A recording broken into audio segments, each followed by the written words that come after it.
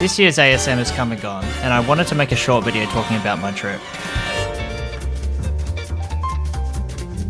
I decided to take my Sony EV10 and some Ilford 35 disposable cameras with me, which I will have on screen for you guys to look at. I did buy 135 exposures worth of disposable cameras, but sadly 52 of those photos came out as duds. I will definitely make sure to do better next year. Day 1 was really chill. I decided to take a midday flight, which was nice, so I didn't have to worry about getting an early night's rest. I met up with the FF Speedrun Extraordinaire Diesel as we were on the same flight together. The flight was really short as we had really good tailwinds. I made sure to get a window seat as well so I could get some photos and videos of the plane wing. After settling into our room, we met up with the rest of the crew and went into the Spank Street Social, then Empire. This is the common tradition on the night before the event. It was great catching up with everyone again.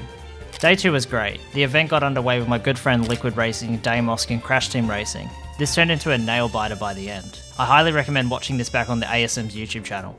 My run was a few hours later on, and this year I was running Atlantis: The Lost Empire. This run did get accepted into last year's event, but sadly I found I was positive with COVID an hour before my run would start. It definitely did put a negative damper on my trip, but I wanted to get retribution on what happened and do a really fun showcase. I do love this speedrun a lot, but I wanted to take a similar approach in commentary, similar to my Simpsons skateboarding run. I was very nervous about this run, as the tricks were so difficult. It was either going to be a mile underestimate or sadly going over.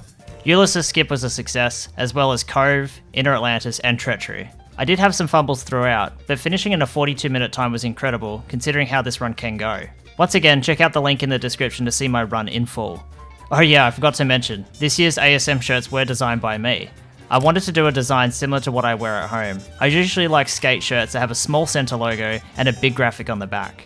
The prints turned out really good. In hindsight, I would have made the graphic a little longer, but the names on the side proved to make that too challenging.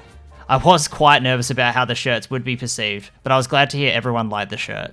We later spent the night celebrating Ryan's birthday, which is always a good time. Happy birthday again, Ryan. Day 3 started off with watching Ninten and VG's race of KH2FM. Afterwards we went into Run No More, as I wanted to buy Ryan a pack of trading cards for his birthday. We stopped in at Shin Tokyo, which we always end up at every single year. We then made it back in time for Style and I's run of Sonic Heroes, which was great to watch with everyone in the crowd. We then finished off the night watching Washi grind some ILs of Ancient Lake. Day 4 was a special one. It was time for the cricket. But before that, myself and Ryan stopped to get something to eat and look at some murals and Ferraris.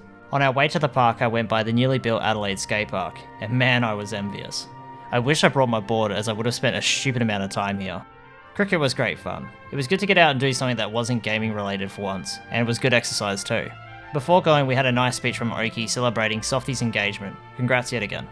I forgot to write this in my script, but at the end of day 4, myself and ZooMyG decided to open $100 worth of revolver cases on CSGO. After a few lucky drops, I snagged a vanilla M9 Bayonet, which is valued over $2,000. I was just so happy to have a knife in general. It wasn't until moments later I realised how valuable this knife actually was. Day 5, everyone had the surfing itch. Jimmy Boy picked up a PS1 surfing game from the local cashies, and everyone was going in on the game. At the same time, Washi started up Ancient Lake again, and we all took turns learning the level and grinding for our best times. I believe Liquid got a 44, Style and I, Joser and myself all got sub 50s, and then comes Ninten.